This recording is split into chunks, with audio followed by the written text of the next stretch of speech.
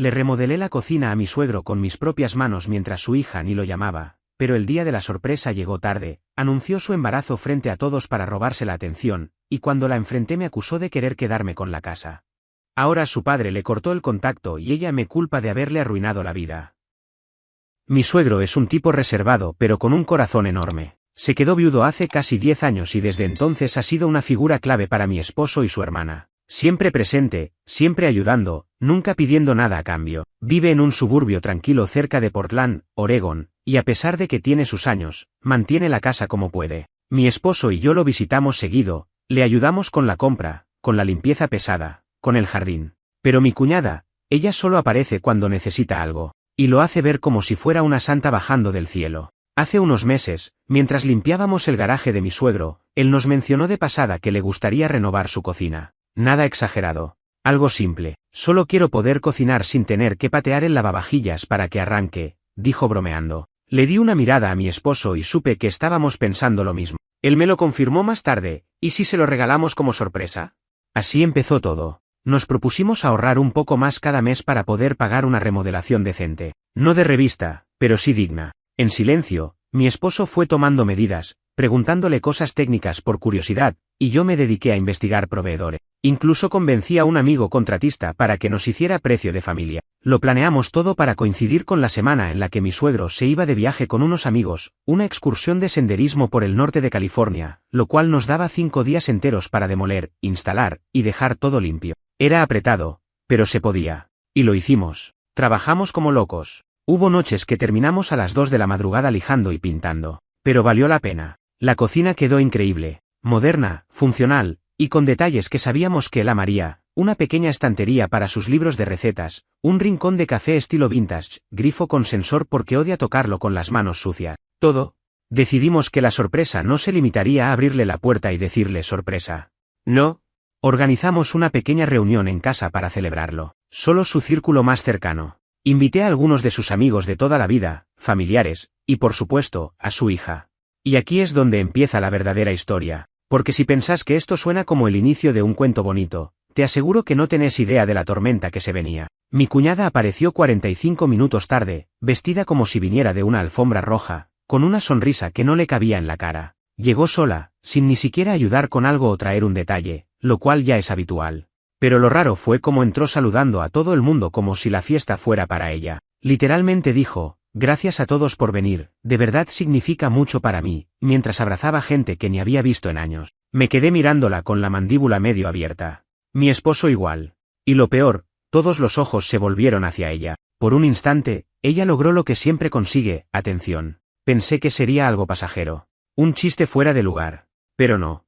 Esperó a que mi suegro entrara, que estaba genuinamente emocionado al ver su nueva cocina y a sus amigos ahí reunidos, y en lugar de dejar que él disfrutara del momento, ella se paró frente a todos, levantó su copa de vino y dijo: antes de que celebremos a papá, quiero decirles algo muy importante. Y ahí fue cuando sentí el vacío en el estómago. Sabía que algo se venía. No voy a adelantarme más, solo voy a decir que lo que hizo fue tan descarado, tan egoísta, que ese día dejó de ser el día de mi suegro. Y yo, que estuve semanas planificando cada detalle, que tenía las manos llenas de callos por lijar los muebles viejos que restauré para su cocina, tuve que quedarme ahí, sonriendo con rabia contenida, mientras ella acaparaba el centro de atención como si nada. Y sí, hice algo. Porque no me iba a quedar callada. No después de todo lo que habíamos hecho. No puedo mentir, mi primer impulso fue agarrar una copa y estrellársela contra la pared. No en su cara, claro, aunque lo pensé, pero sí lo suficiente para interrumpir ese momento teatral que había montado como si fuera una escena final de Grey's Anatomy. Pero me contuve. Respiré hondo. Me giré a mirar a mi esposo, y él tenía esa misma mirada de incredulidad que me confirmó que no estaba loca. Ella realmente estaba haciendo esto, porque sí.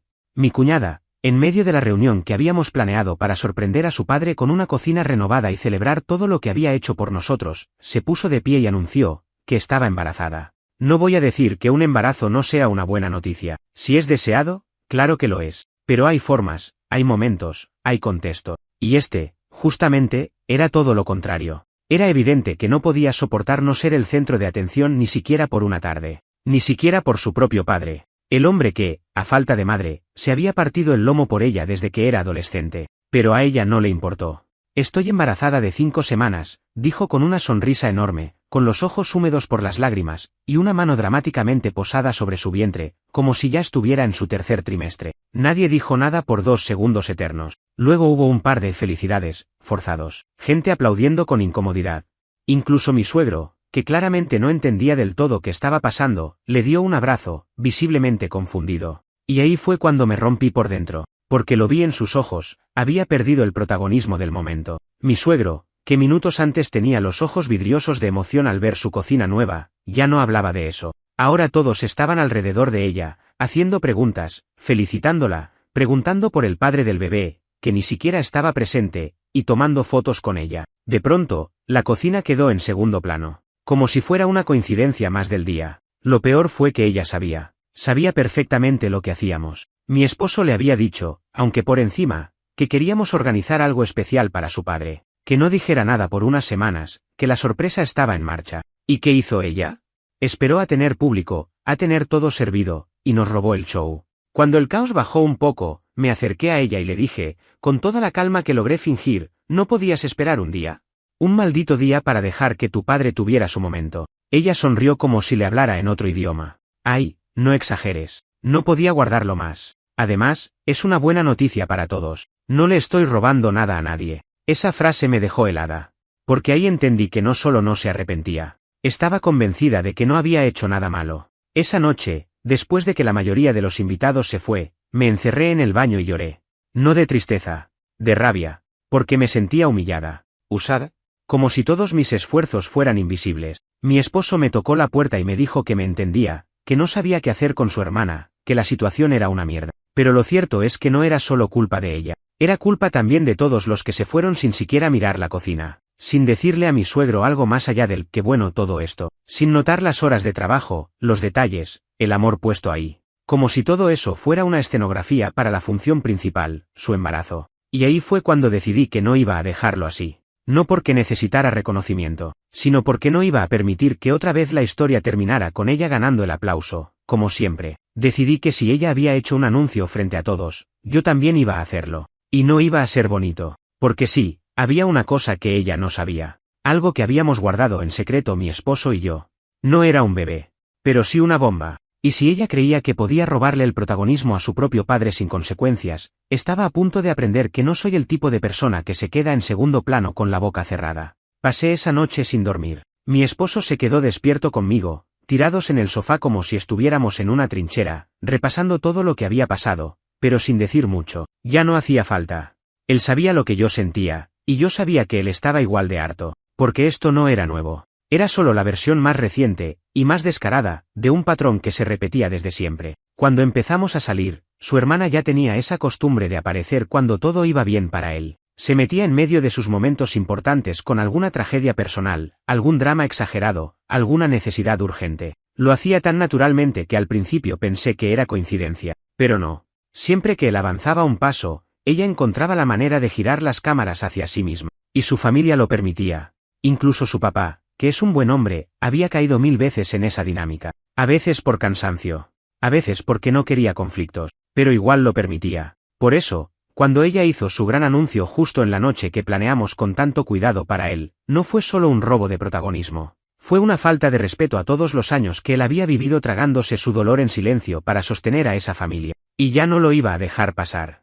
A la mañana siguiente, mientras desayunábamos en la cocina nueva, una cocina que ahora tenía el eco amargo del día anterior, le propuse algo a mi esposo. Vamos a organizar otra cena. Pero esta vez va a ser diferente. Él me miró sin entender. ¿Para qué? Ya vimos cómo salió la primera vez. No para él. No para nosotros. Para que todos vean lo que ella no ve venir. Porque ya me cansé de esta versión de la historia donde ella es la estrella y nosotros somos los extras. Mi esposo no dijo que sí enseguida, pero tampoco dijo que no. Le costaba este tipo de cosas. No era de los que arman escándalos, pero tampoco era ciego. Sabía que si no poníamos un límite ahora, esto iba a seguir pasando por los próximos 20 años. Así que armamos el plan. Íbamos a organizar una cena de cierre, una especie de segunda celebración para agradecer a los que ayudaron, aunque fueran pocos, y mostrar con calma todo el trabajo que hicimos. Íbamos a invitar solo a los más cercanos. No iba a ser un evento público. Nada de redes sociales, nada de globos. Solo una cena íntima. Y al final, yo iba a hacer un brindis. Uno con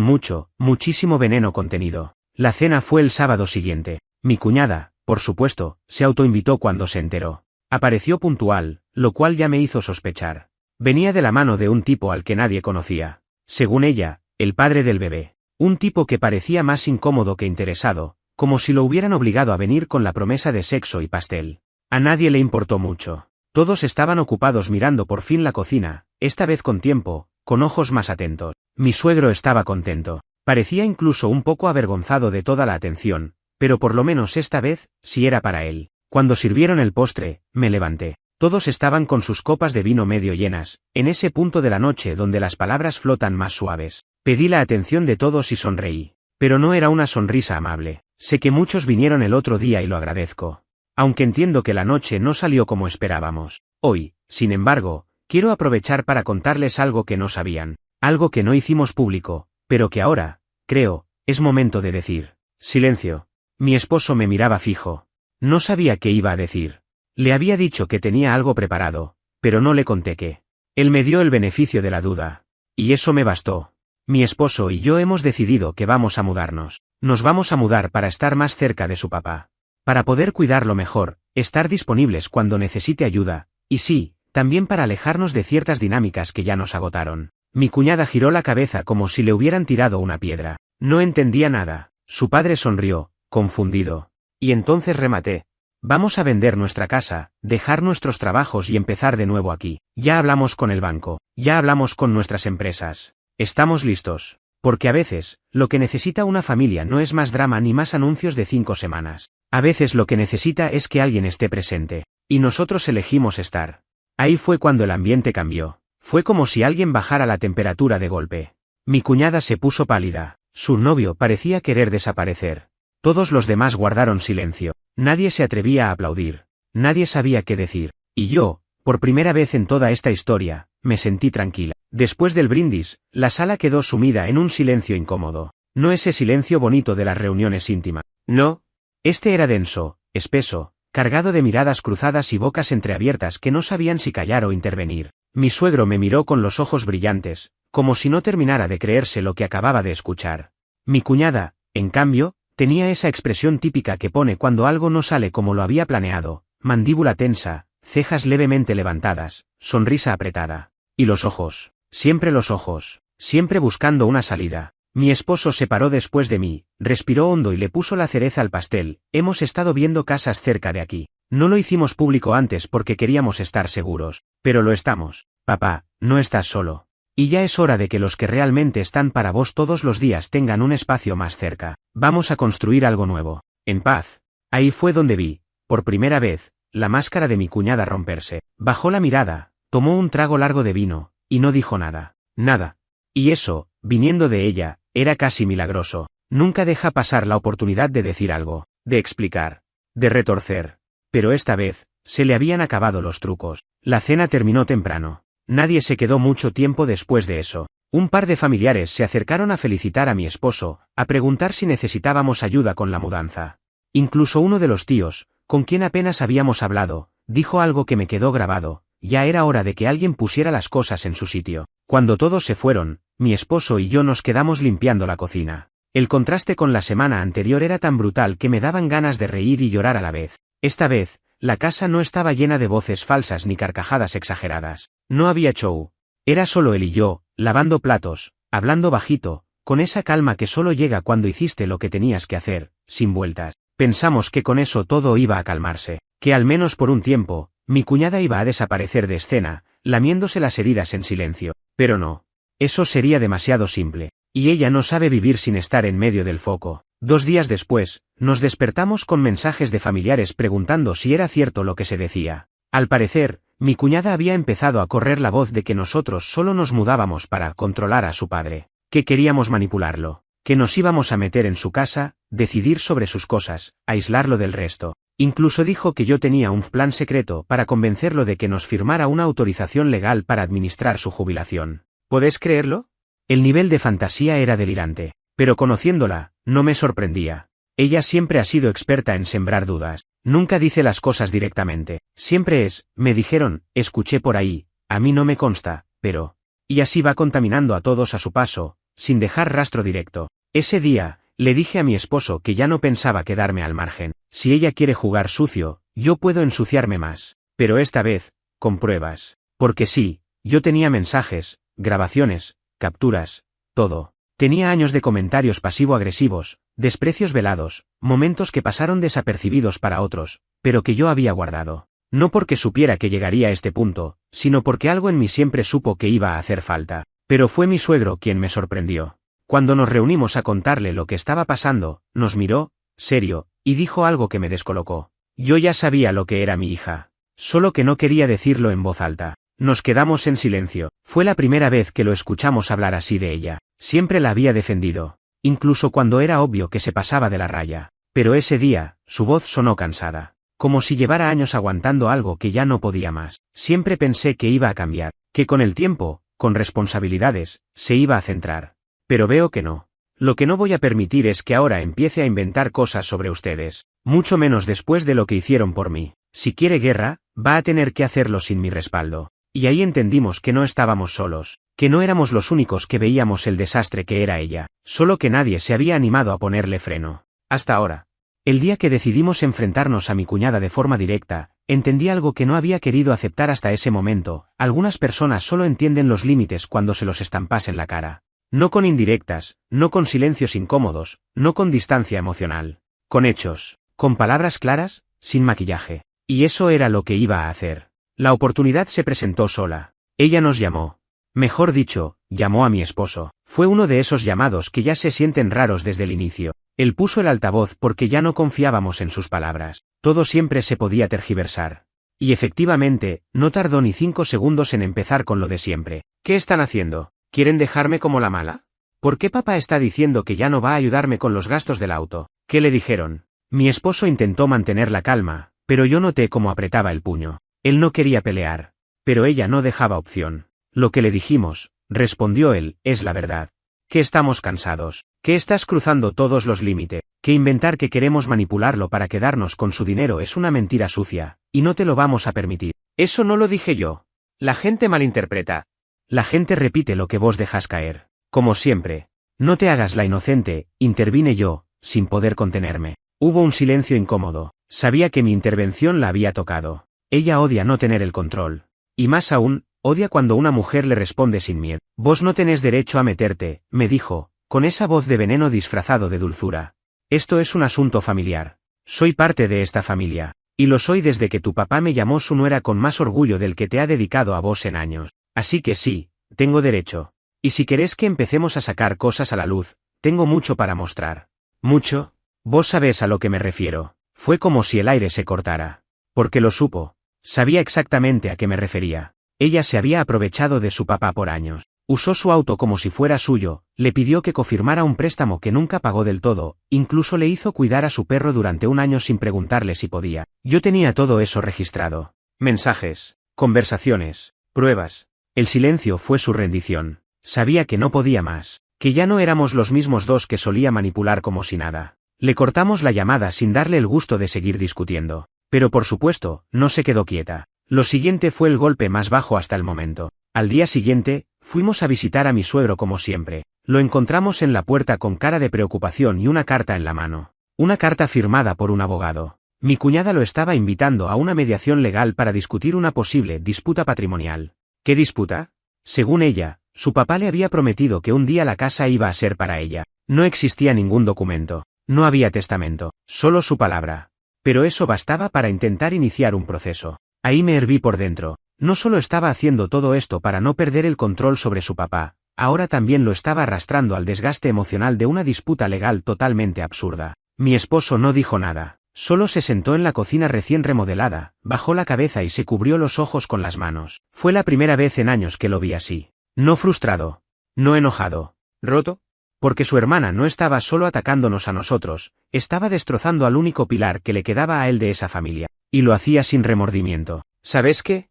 Le dije a mi suegro mientras le tomaba la carta de la mano. Vamos a contestar esto. Pero no con miedo. Con todo. No vamos a retroceder ni un centímetro. Ella quiere pelea, pues la va a tener. Ese día contactamos a un abogado. Le mostramos toda la documentación, los mensajes, los audios, todo lo que yo había ido guardando con el tiempo. No para vengarme, para protegernos. Y por primera vez, alguien externo nos dio la razón sin matices. Nos dijo que lo que ella estaba haciendo podía considerarse acoso legal, que incluso podía enfrentarse a consecuencias si seguía adelante con eso. Y así empezó lo que nunca creí que tendría que vivir, una guerra legal en familia. Una guerra que no queríamos, que no buscábamos, pero que ya no podíamos evitar. Porque hay veces en las que dejar pasar las cosas solo alimenta al monstruo. Y este monstruo tenía nombre, apellido y un test de embarazo como escudo para manipular a todos a su alrededor. El proceso legal no fue rápido. Nada que involucre abogados, familia y ego herido lo es. Pero desde el primer momento, se notó que mi cuñada había mordido más de lo que podía masticar. Su demanda era tan vaga, tan carente de sustento, que ni sus propios representantes legales parecían convencidos de querer seguir adelante. Estaba claro, ella no buscaba justicia, buscaba intimidación. Esperaba que su papá se derrumbara ante la idea de una posible disputa legal y le rogara perdón, le devolviera el control, y le reafirmara su lugar como heredera absoluta de todo lo que él poseía. Pero eso no pasó. Porque esta vez, mi suegro estaba firme. Cansado, sí. Pero harto. Le había tomado años aceptar quién era realmente su hija. Y ahora que lo había hecho, no iba a dejarse chantajear emocionalmente ni legalmente. Mi esposo, mientras tanto, estaba en una mezcla entre alivio y rabia. Alivio, porque ya no estábamos solos. Había documentos, abogados, testigos, pruebas. La verdad tenía forma concreta. Pero también rabia, porque nunca pensó que su hermana sería capaz de llegar tan lejos. No por una casa. No por dinero. Sino simplemente porque no soportaba no ser el centro. No tener el poder. Una semana después de la primera carta, llegó otra. Esta vez, mi cuñada se retractaba parcialmente. Afirmaba que no tenía intención de llevar a juicio a su padre, pero que necesitaba asegurarse de que su futuro hijo estuviera contemplado en el patrimonio familiar. Lo escribió como si fuera un acto de amor materno, como si ya estuviera defendiendo a su bebé contra una supuesta amenaza nuestra. Todo tan manipulador, tan medido, que me dio escalofrío. Ese día fue el quiebre, porque hasta ese momento, todo había sido indirecto. Ataques pasivo-agresivos, malentendidos estratégicos, silencios punzantes. Pero esa carta fue una declaración de guerra. Mi suegro nos miró con una expresión que no le conocía, vergüenza. No tristeza, ni decepción. Vergüenza. De ella. De todo lo que había permitido. Nos pidió perdón. Como si él tuviera la culpa de haber criado a una persona que, una vez adulta, decidió convertirse en alguien tóxico. No tenés que pedirnos perdón por lo que ella hace, le dije. Pero sí tenés que entender que ya no se trata solo de vos. Esto nos afecta a todos. Y no podemos seguir actuando como si todo esto fuera solo una pelea de hermanos. Él asintió. Nos dijo que iba a hacer algo que llevaba mucho tiempo postergando. Días después, firmó su testamento. Con testigos, con asesoría legal. Y dejó todo bien claro, su casa, sus ahorros, sus bienes, quedarían en manos de quien lo estaba cuidando en vida. No por castigo a su hija, sino por sentido común, por justicia real. Porque él entendió que lo importante no es el apellido, es la presencia, el compromiso, el amor verdadero, ese que no se mide en visitas navideñas ni en llamadas llenas de excusas. Cuando se enteró, mi cuñada explotó. Literalmente, apareció en la casa gritando, llorando, con su panza que apenas se notaba pero que ya usaba como escudo emocional. Nos acusó de robarle su herencia, de manipular a su papá, de dejarla sin nada. Y ahí ya no aguanté más. ¿Sin nada? Le dije. ¿De verdad? Tenés salud. Tenés un hijo en camino, tenés tu vida por delante, pero en lugar de aprovechar todo eso, estás acá, como una adolescente de 15 años, peleando por una cocina y una casa que ni siquiera cuidas. No tenés idea de lo que estás diciendo, gritó. Él es mi papá. Y también es el hombre al que abandonaste durante años, el que vivía solo, comiendo enlatados, mientras vos te ibas de viaje con el dinero que te prestaba. El que ni siquiera sabía que estabas embarazada hasta que lo gritaste frente a 30 personas para arruinarle una noche que no era tuya. Ella se quedó muda. Nunca la había enfrentado así. Nadie lo había hecho. No con la verdad tan cruda. Tenés todo el derecho a estar en su vida, claro que sí. Pero no tenés derecho a exigir nada si no estás dispuesta a dar. Y mucho menos si venís con abogados a pelear por lo que no te ganaste. Mi esposo no dijo ni una palabra. Solo la miró. Largo, fuerte. Con una mezcla de tristeza y determinación. Ándate, le dijo, y fue la única vez en toda su vida que usó ese tono. Ella no se fue de inmediato. Se quedó un rato más, parada, esperando que alguien le tendiera la mano. Nadie lo hizo, porque a veces, el amor propio de una familia sana consiste en saber cuándo dejar de salvar a quien no quiere salvarse. Después de aquella última escena en la casa de mi suegro, se instaló un silencio raro. No era la típica calma después de la tormenta. Era ese tipo de silencio que te deja pensando si realmente se terminó todo, o si solo estás en la pausa antes de la próxima embestida. Porque con mi cuñada, nunca se sabía. Ella era de esas personas que se retiran, sí, pero siempre planeando el próximo ataque desde las sombras. Pasaron unos días sin noticia, ni llamadas, ni mensajes, ni cartas, nada. Y al principio, honestamente, nos pareció sospechoso. Pero luego, entendimos que lo que había sucedido fue una fractura definitiva. De esas que no se arreglan con un café ni con una disculpa escueta por WhatsApp. Mi cuñada se había quedado sin aliados, su papá ya no le respondía los mensajes. Algunos familiares que antes jugaban a la neutralidad ahora directamente la evitaban. Y su círculo de amistades, ese grupo que solía usar como eco de sus quejas, parecía haberse cansado también. Lo que no esperábamos era lo que vino después. Una amiga de mi esposo, que trabaja en recursos humanos en una empresa grande de Seattle, lo llamó una tarde y le preguntó si él sabía que su hermana había puesto su nombre como referencia laboral en una postulación reciente. Él se quedó en blanco. ¿Referencia? ¿Después de todo eso? Ella, según supimos, había estado intentando conseguir trabajo desesperadamente, y había empezado a mover contactos, aunque sin éxito. La mayoría sabía quién era, su reputación la precedía. Y, para variar, había usado el nombre de mi esposo sin decirle nada. Esperaba, probablemente, que él por familia diera una buena palabra. A pesar de todo, ¿qué vas a hacer? Le pregunté. Nada, dijo él. Porque ya no voy a protegerla. Y no lo hizo. Cuando esa amiga le pidió que confirmara si realmente quería ser referencia, él fue honesto. No difamó. No inventó. Solo dijo la verdad, que hacía años que no trabajaba, que había tenido varios conflictos personales y que no podía, con honestidad, recomendarla. Y eso fue todo. Profesional, directo y sin rencor. Pero eso bastó para que le cerraran la puerta. Y así, una más. Mientras tanto, nosotros seguíamos adelante con nuestros planes de mudanza. Vendimos nuestra casa, empaquetamos todo, hicimos las cosas como debía hacerse, sin drama, sin apuro, sin publicar cada paso en redes sociales como ella haría, solo trabajando, juntos, como equipo. La parte más dura fue ver a mi esposo lidiar con todo ese duelo, porque sí, fue un duelo. No solo por su hermana, por la idea que tenía de su familia. Por años, él sostuvo esa ilusión de que todo podía arreglarse, de que si hacíamos lo correcto, si mostrábamos cariño, si éramos constantes, su hermana iba a cambiar. Su papá iba a recuperar el vínculo. Todos íbamos a estar en paz. Pero la realidad no es una película. A veces, el final feliz es simplemente aceptar que no todos pueden ser parte de tu vida. Y eso también es amor. Amor propio.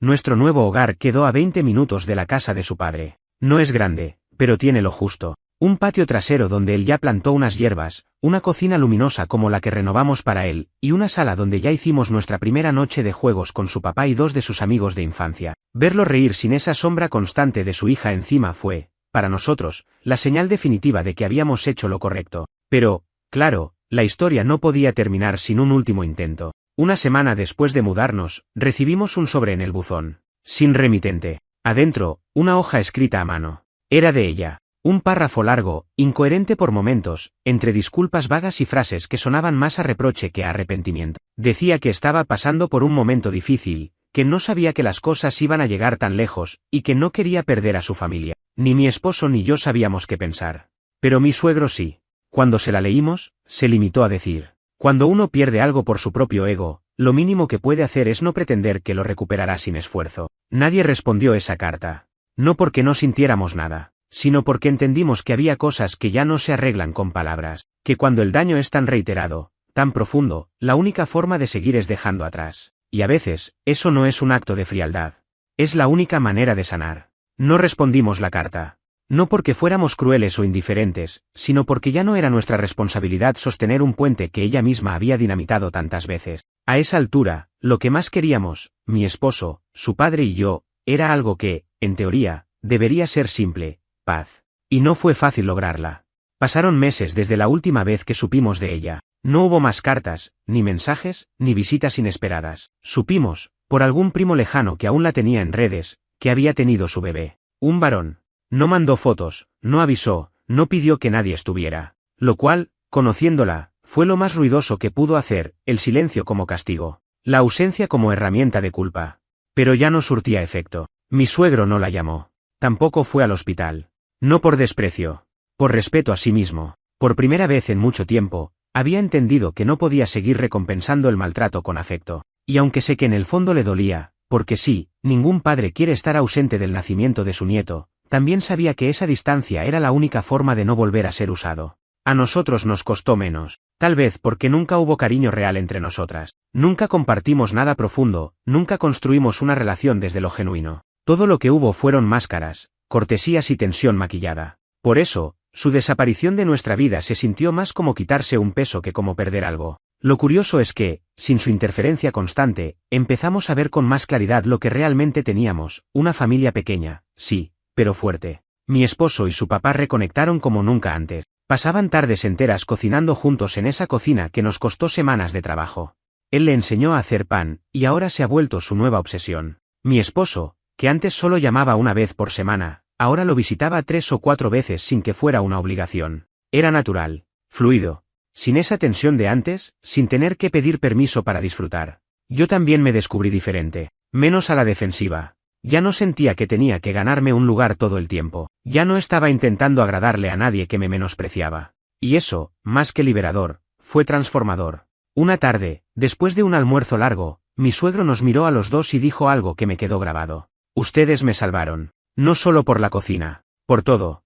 Por no dejar que me hundiera creyendo que eso era lo que merecía. No respondimos, solo le apretamos la mano, porque sabíamos a qué se refería, y sabíamos que no necesitaba explicación. Con el tiempo, empezaron a aparecer las invitaciones al bautismo, a las visitas con el bebé, pero no de ella, de otros familiares que seguían en contacto con ella y querían tender puentes. Ella está más tranquila ahora, decían. Tal vez sería bueno que hablaran. No le vendría mal un poco de apoyo, pero ya no. No íbamos a volver a ese ciclo. Una noche, mientras cenábamos en la terraza de casa, mi esposo me preguntó si creía que algún día podríamos tener una relación normal con ella. Le dije que no lo sabía, que no era imposible, pero que tampoco era nuestra responsabilidad ir a buscarlo. A veces, las historias familiares no tienen finales felices, tienen finales reales, le dije, y eso, a veces, es más que suficiente. Él asintió.